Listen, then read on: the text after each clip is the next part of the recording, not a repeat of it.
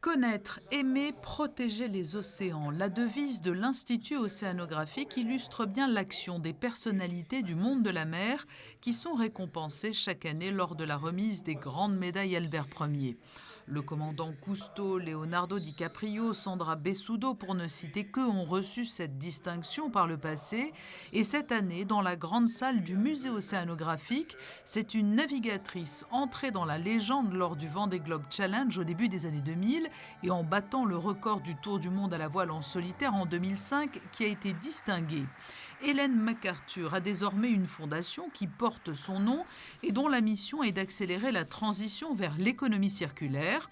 C'est son engagement sans faille en faveur des océans qui est aujourd'hui salué. Elle a reçu la grande médaille Albert Ier dans la section médiation. Aujourd'hui, on prend une ressource, on fait fabriquer quelque chose, à la fin on le jette avec une économie circulaire. Dès le début, tout est conçu pour cycler les matériels, les composants, les produits eux-mêmes. Et on a le potentiel de régénérer les capitales naturels et les écosystèmes. Et en fait, dès le début, on élimine les déchets et les pollutions. Pour moi, oui, j'ai ce médaille et je suis très touchée d'avoir reçu ce prix. Mais en fait, c'est l'équipe avec laquelle je travaille pour moi qui doivent être les bénéfices. Et je serais fière de rentrer avec ça pour eux parce qu'on travaille vraiment en tant d'équipe. On est 125 là maintenant qui travaillent sur le sujet et c'est pour moi, c'est pour eux. Il est lui biologiste et biophysicien de formation, mais sa passion pour les mers et océans l'a conduit à lancer la formidable aventure Tara Océan.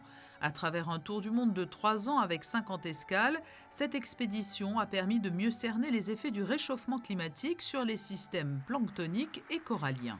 Je pense que c'est l'ensemble de la société qu'il faut mobiliser, il faut réussir. C'est ça qui est très complexe, parce que c'est pas seulement dans nos pays qu'il faut le faire, mais au niveau du monde entier.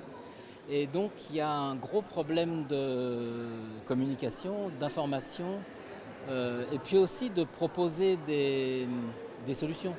Mais je pense qu'il y a un problème fondamental, c'est que la structure économique actuelle du monde est dirigée vers le profit, et donc il faut réussir à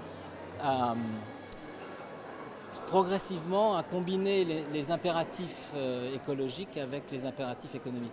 Les 2 grandes médailles remises à Ellen MacArthur et Eric Carsanti sont donc venues couronner l'engagement de 2 figures reconnues du monde de la mer, mais l'Institut océanographique souhaite aussi mettre en lumière le travail de jeunes étudiants au service des océans.